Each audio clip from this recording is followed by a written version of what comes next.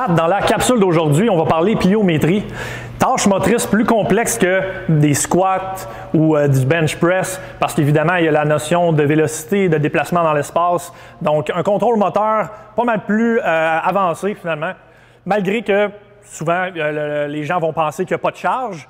Bien, le poids du corps, aussitôt qu'on va, par exemple, sauter d'une boîte puis atterrir au sol, peut des fois être 3 à 4 à 5 à 6 fois le poids corporel total. Donc, il y a quand même une charge quand même là, assez importante à soutenir avec la structure mécanique, mais également l'aspect plus neurologique, laquelle on va parler aujourd'hui.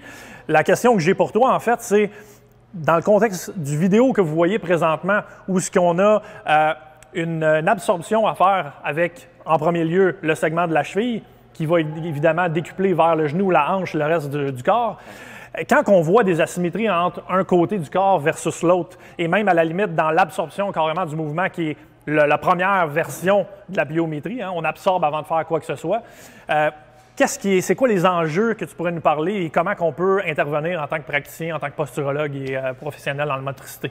Ce qui est intéressant, c'est que oui, la pliométrie a des fois un mauvais nom, mais peut-être pas pour les bonnes raisons. Parce qu'en fait, on va dire, c'est quand même pas mal plus intense que d'autres formes d'activité physique à cause justement de ce que tu décris.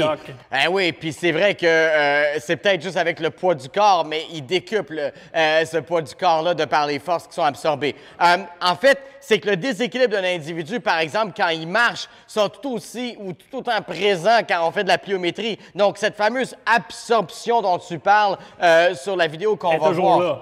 Est toujours là. C'est juste que quand on marche, ça se contrôle quand même un peu mieux. Sauf qu'en même temps, si on pose la question même à des athlètes des fois, à savoir est-ce qu'ils sont capables de marcher toute la journée sans avoir de symptômes, c'est surprenant. Des fois, c'est des gens qui vont faire 500 livres au deadlift, mais qui, s'ils marchent toute la journée, ils viennent qu'avoir une crampe dans le mollet. Donc ça, déjà, ça parle. Et ça parle du fait qu'il n'y a peut-être pas une connexion optimale entre le cerveau et les muscles, ce qui fait que si, au-delà du fait qu'on peut avoir un déficit dans une activité motrice comme la marche, où il y a un certain coefficient d'absorption, imagine quand on le multiplie dans le contexte de la pliométrie. Ouais, donc, je pense que le problème, c'est pas la pliométrie, même si je sais qu'il y a un paquet de facteurs à mettre en place pour bien faire de la pliométrie.